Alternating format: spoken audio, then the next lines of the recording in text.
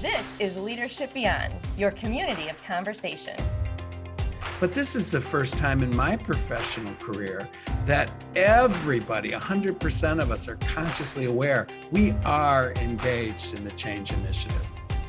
Yeah, everything. I mean, COVID caused us all to go through change, right? At the same time, but our experiences were so different. Facing these unprecedented times in isolation is pure insanity.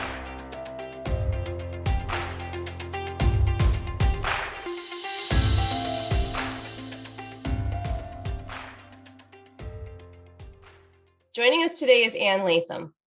Ann is known widely as the Queen of Clarity. She's the author of the book, The Power of Clarity, and her newly released book, The Disconnect Principle. She's the founder of US-based consulting firm, Uncommon Clarity. The Queen of Clarity has done it again. Let's all admit how quickly we jump to all kinds of assumptions and conclusions about what happened and what the next steps are, and we're ready to tell them what they should do without pausing and getting clear and doing some discovery. You remember the old poem, you make an assumption and you make an ass of you and me? And Anne always starts with a simple definition. And she defines the disconnect principle. If someone doesn't do as you expected, you know for sure that he or she didn't do as you expected, period. There is a disconnect between what happened and what you expected to happen.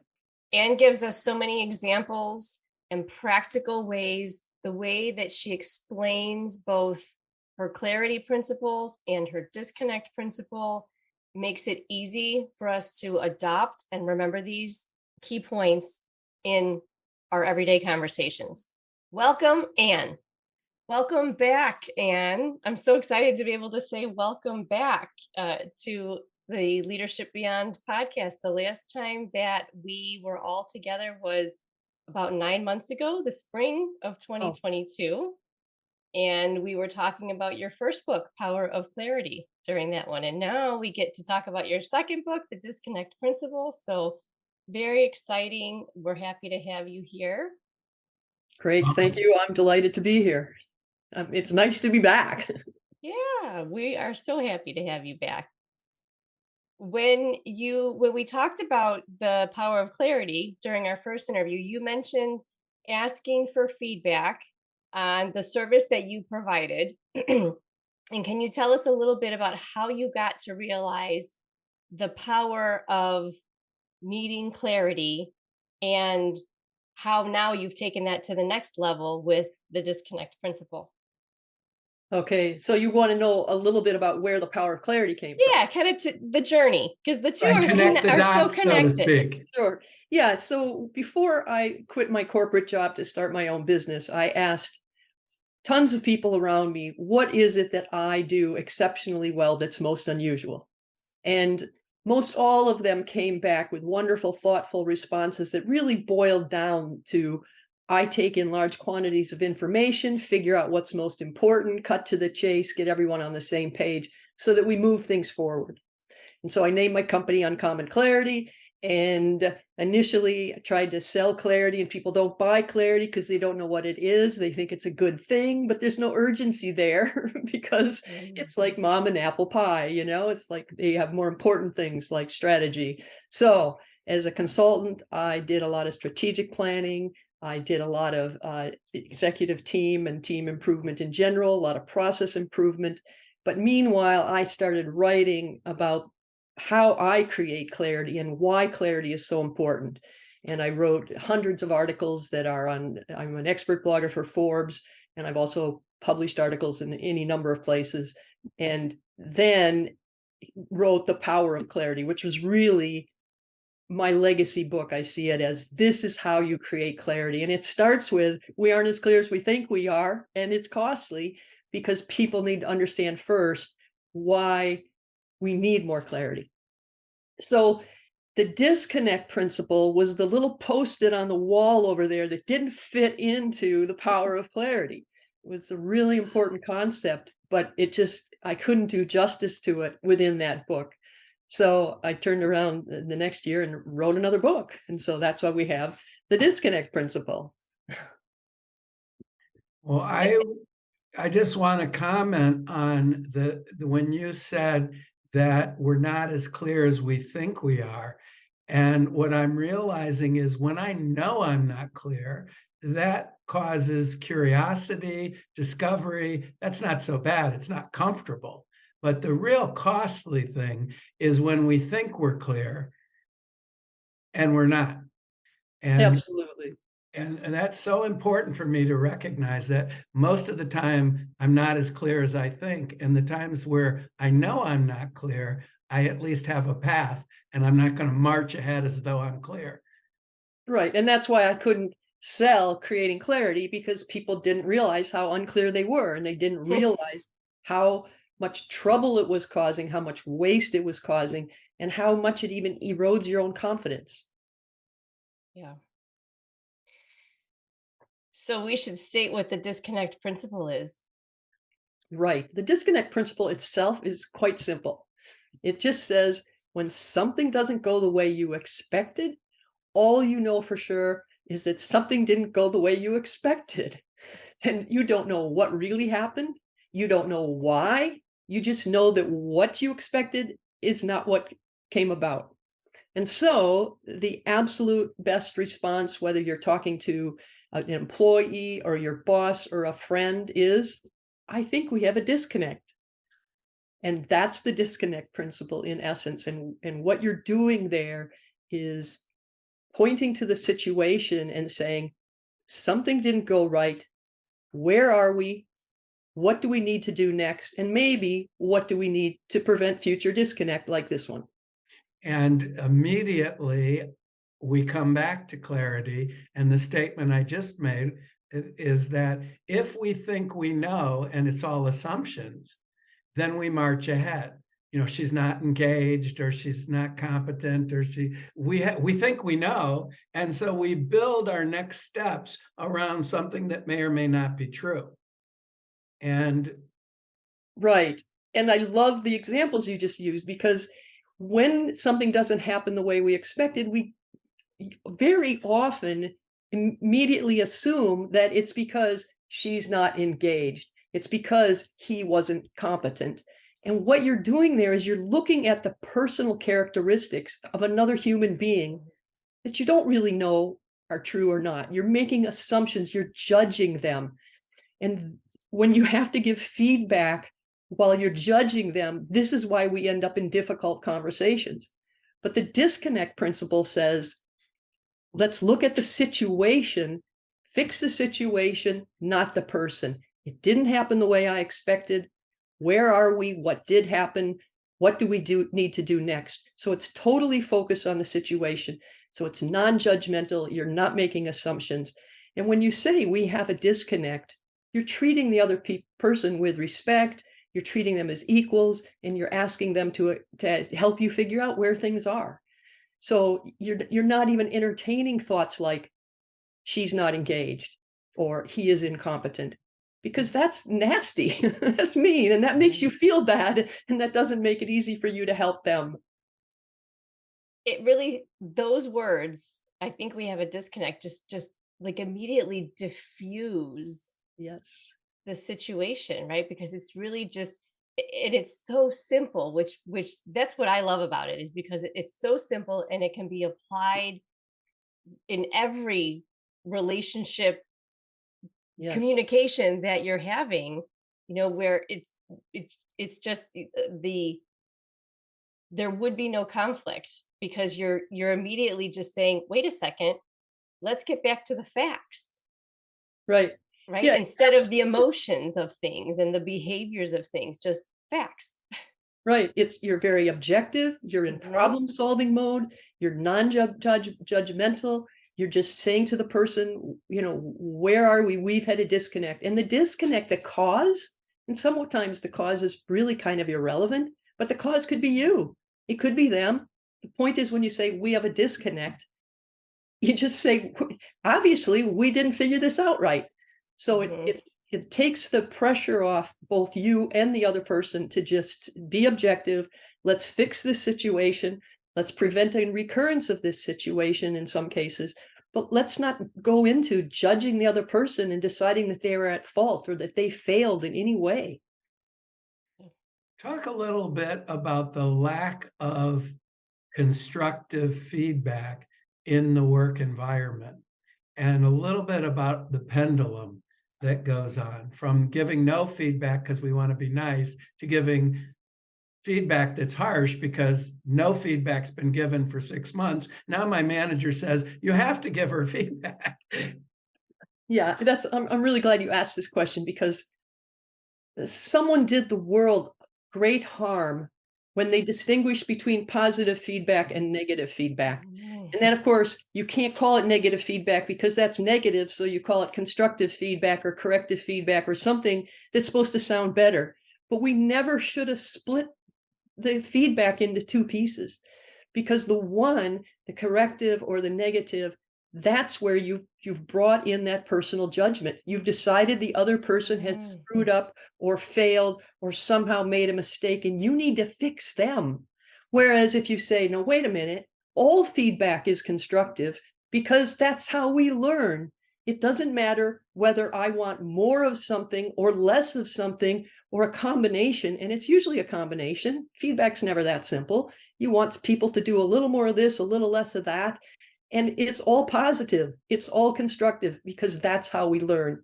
And if you focus, like the disconnect principle helps you do, on the situation and not on personal failings of an individual, you can provide excellent feedback about, I think this is what I wanted. I think this is what happened. What did you see? Perhaps we could do it this way. It's all positive. It's all objective. It's all problem solving. And it's not difficult. It takes all that fear and all that anxiety out of those difficult conversations and lets you just talk about the situation.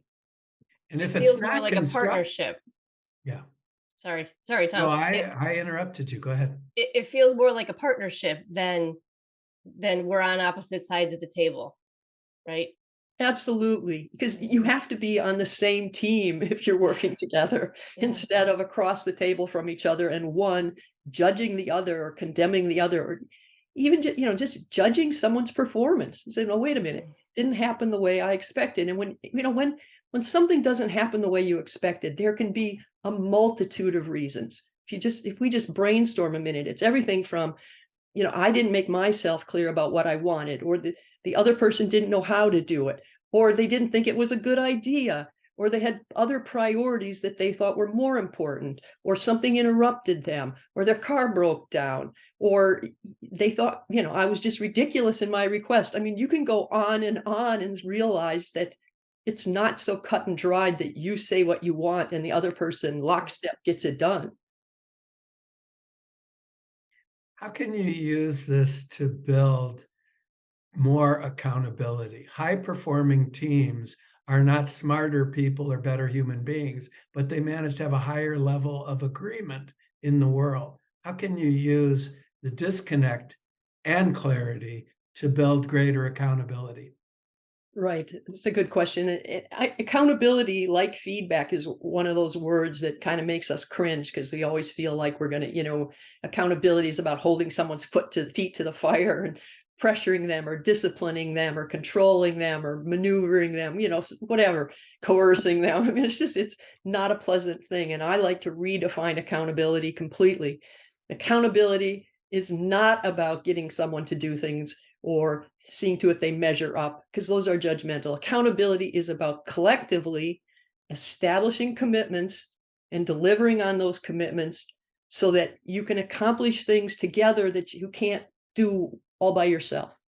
So it's about jointly establishing goals and then delivering those, and delivering by helping each other. As Adrian said, being a teammate, being on the same team, on the same side of the table, and helping someone get things done. So you help people be accountable by talking about the disconnects and eliminating those disconnects. Okay, that's not exactly what I expected. Let's talk about what happened. What do we need to do now to make up for it? What can we do differently going forward? Or now let's be sure we don't cause a disconnect. So let's be clear. How do you see what we're doing next coming about? What will be different when we're done in a real specific, concrete way? And how do you see that coming about? And getting that clarity up front so that you don't end up later on saying, he screwed up. It's similar to using the word that you use in feedback, which is constructive. We're building something, and in order to build something, we need to understand who's to do what and how they're going to do it and what resources they need. There's no negativity in there. There might be discomfort, but there's no negativity. It's constructive. Right. Yeah, it should be totally constructive, and it should be respectful, and it should be collaborative, and you should be helping each other. One of the things I talk about in the book, and there's a whole chapter on it, is the difference between doing to someone and doing with someone. When you try to do something to someone, you most likely fail. When you try to do something with someone, you're more likely to succeed. When someone does something to us, whether it's to manipulate us or coerce us or pressure us, and sometimes even teach us, we don't like that. It's like, get off, back off. When someone does something with us, we feel respected, we feel supported, we feel valued. And the difference is huge between those two things. And when I wrote the book, I covered the disconnect principle in chapter 1. And you can probably go, well, it's really simple. Why do you need chapters 2 through 8? It's because when I started teaching people the disconnect principle, I discovered all kinds of ways in which our standard, typical management best practices interfere with the disconnect principle. So, for instance, that difference between doing to someone and doing with someone includes a lot of really common activities that managers do that you end up doing to people. You set expectations, that's doing to. Giving advice is often doing to. Teaching can be very much doing to. My brother used to try to teach me all the time when I wasn't receptive. That's doing to, And coaching can very much be doing to. You're trying to change another human being. So all of those activities that we call management can be so easily doing to another person. Performance reviews. Yeah, you do it to them. Mm-hmm. It's like holding people accountable. I'm going to straighten him out. I'm going to set him straight once and for all. It's doing to, and no one likes being done to. So there are really only 4 things you can do that do with. You can listen, you can ask, you can offer to help, and you can answer questions. That's about it. So if you have to set objectives and goals collectively. You have to work with someone to come up with goals that they embrace. You have to work with them to solve disconnects. You have to get their permission to teach them. I mean, if you don't just teach them because they need to learn something, you say, look, I could help show you a better way to do that. Are you interested? You offer to help. And then if they're interested, you say, great, here, let me show you. And if they give you a negative response, a little body language says no, say, well, maybe later, let me know. All you can do is offer. I'm thinking about, my background in my area of practice is change leadership. And so much of my guidance to leaders is, if you are wanting to influence a new behavior, we've got to get somebody doing something differently. You have to bring them along, right? You can't direct.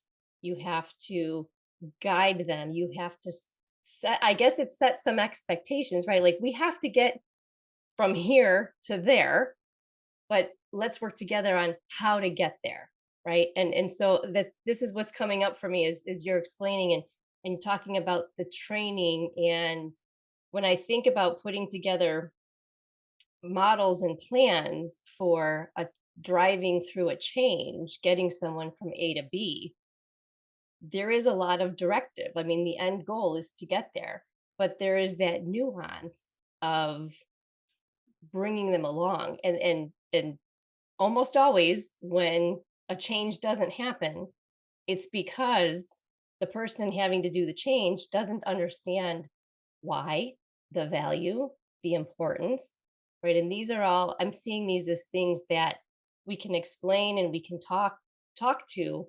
The not effective way would be to direct and command. So that's a long way of just saying this is, it's all resonating with me in a very applicable way, as it did with Power of Clarity. We went through some very specific examples of things I was working on in our last interview, and we were breaking it down. And so I'm curious if you've got just any reflection on that, or stories from the works that you've done with your clients or in your research for the book, that can help to drive that home, that you know where you have a directive, you have a place that you have to get people to, or a person to.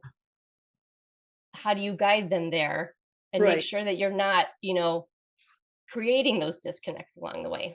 Right. Yeah. Okay. So you're absolutely right. If you direct or command, you're trying to control people. The control, that's the perfect doing to word, Yeah. You're trying to do it to the other person, and that you usually fail for a lot of different reasons. And like you say, it's either because they don't know how, they don't understand, they don't really buy into it. And so, yes, you're right. If you have to get from point A to point B, you have to you can be clear about, I need to get to point B. That's not negotiable, but you collaborate on how to get there.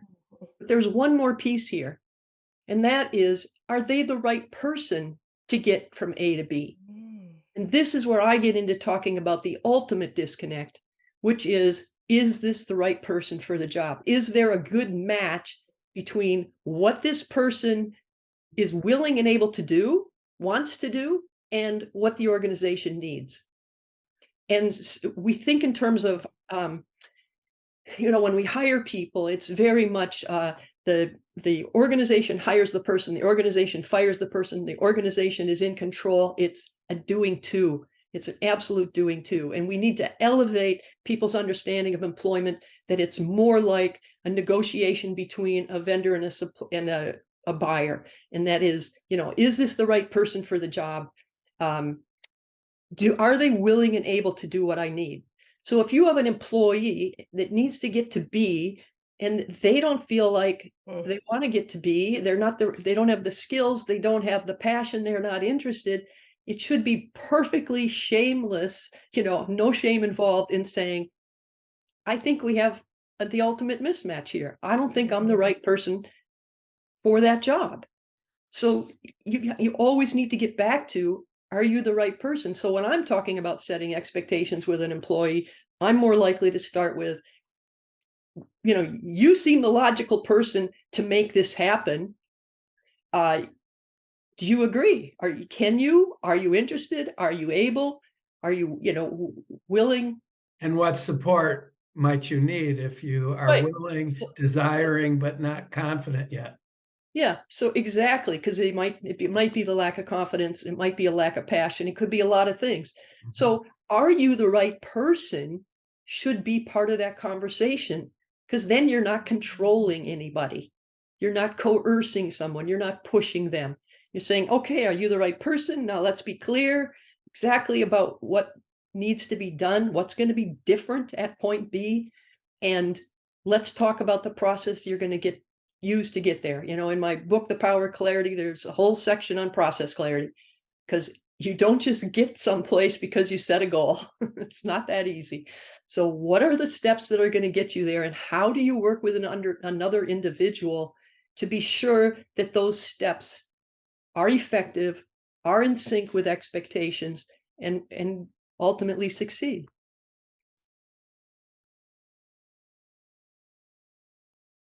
Yeah, that's powerful. I think it's powerful, and wearing an employee hat, I can imagine at times thinking, okay, maybe I'm not the right person for this, Mhm. but feeling stuck. What do I do? How do I get out? I can't get out. There's all sorts of reasons why people can't leave. And I think the importance in an organization and leaders creating an environment where it's okay to actually voice something like that. You know, Hmm? like, I might not be the right person without the fear of, okay, well, then you're fired. Right, right. Right. Because if someone says they're not the right person, you can talk about shifting responsibilities. Mhm. They will take time to reflect. Gee, this bit about what they're asking me to do is less and less interesting to me over time. Yeah. Maybe I should go look for another job. Right. But I know that when I was an employee, um, I remember always thinking in terms of wanting that next promotion because it seemed like greater responsibility was good, and there'd be status and money and a better title, a better office. And I was being driven by the things that most employees are driven by, and it's all the wrong things. Mhm. We need to be looking at, what do we want to spend our time doing? Is this job letting me do things I like doing? With that next job, let me do things that I'm excited to do. And so if it's going to take some shift in thinking to bring Mhm. the ultimate disconnect idea into conversations, but employees need to start thinking more about that. And I think a lot of the younger ones are, because with the gig economy and doing multiple things, they're finding more things they like to do, and they're not just signing up for a corporate job where people do to them, Yeah. So, but Mhm. it brings everything back to a more level playing field between employer and employee, to figure out what's the best use of my time, what's the best way I can help this company, and the employer seeing, what do I really need, and can this person provide that for me? And then you are more flexible, more honest, more willing to shuffle things to make it work, or say goodbye on friendly terms, because you both can see that it's not the right match. That's the It'll good eliminate a news lot of of, lawsuits too. yeah. The good news of the great resignation is that we're Yeah. starting to see the employee experience, we could even call it the customer experience, has to be a two-way street because it is a relationship. And it used to be much more acceptable for it to be a one-way street, where Right. they say it's my way or the highway. Now we're understanding that it's a two-way street, and it takes time for reality to catch up, but we at least cognitively know that they have options and you have options. As long as you're wearing the badge that has the company name, you do the best you can to find the fit, and I do the best I can to find the fit for you and with you, not to you. And at some point, you might need another gig, or I might need another gig. Exactly. But if we don't have that communication, it all builds up and then it's nasty no matter what. Right. And if someone is not fitting in a position very well, instead of deciding that they are a failure, that they are not performing well, that they need a performance improvement plan, like the disconnect principle that says fix the situation, not the person. Now we talk about, with the ultimate disconnect, fix the match, not the person. Mhm. Let's not talk about that person failing. Let's not give them a performance improvement plan. Let's give them a disconnect improvement conversation and figure out if we can find a fit for them in the organization where they are both willing and able to fulfill the responsibilities that we need fulfilled. Well, we have time for one more question and then we'll give information. I think we already did, but we'll give it again and put it in the show notes, how to get in touch with you, how to purchase the book. Adrian, do you have one last question you'd like to leave the listeners with? Well, I always have a lot of questions, but they might take us too far down. So do you have a summarizing question in mind for Anne? Yes, if you want me to give the I will summary. defer to you.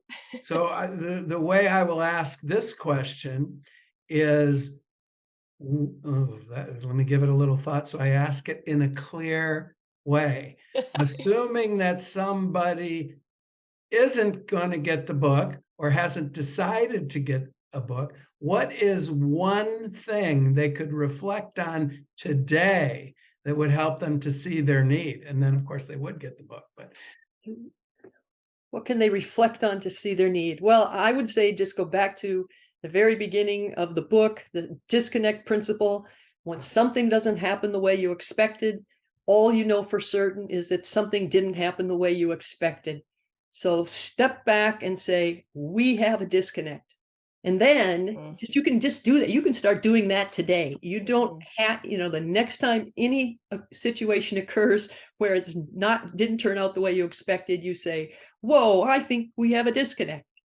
And then you step back and say, let's figure out what specifically we need to do next. Let's figure out maybe how to prevent a recurrence so that we can move forward. And if you're not ready to have that conversation and you need to think about it, then it's okay to say, I think we have a disconnect. Can we talk about this later today or whatever, and get back to it? But don't let yourself start thinking, he screwed up, she's incompetent, he failed again, I need to set them straight. Get those judgments out of your head and just go, we have a disconnect. I have a client, they talk about disconnects all the time and they love it. That's wonderful. And Adrian always reminds us the first step when monkey mind's going crazy and the emotions are to pause. Yeah, you knew I was going there. Yeah, I didn't mean to steal your thunder, but that's okay. I've learned that with you. And so what you've added is pause and then name it, which is what we know for sure. There is a disconnect. And then that causes you to be curious about it.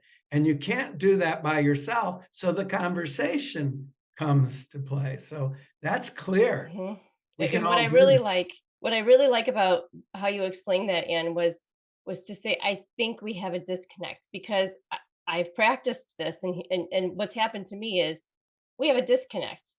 We don't have a disconnect. You don't understand what I'm talking about. Blah, blah, blah, blah, blah, blah. Well, now what do I do? Right? There's no partnership that got created here, right? In the words, we have a disconnect. Like, I think we have a disconnect.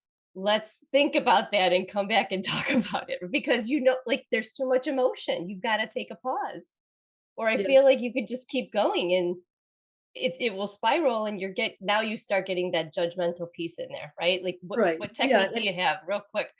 Yeah, if you say, I think we have a disconnect, that's a nice way to do it too. You can say we have a disconnect, and you can say, I expected this, but I don't think that's what happened. And that brings up the point where sometimes you think something didn't happen the way you expected, but it really did. They just haven't told you yet.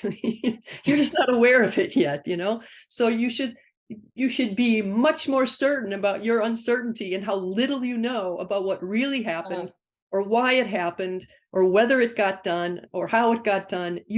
All you know for certain is that what you expected is not exactly what occurred. So we have a disconnect. Let's figure it out.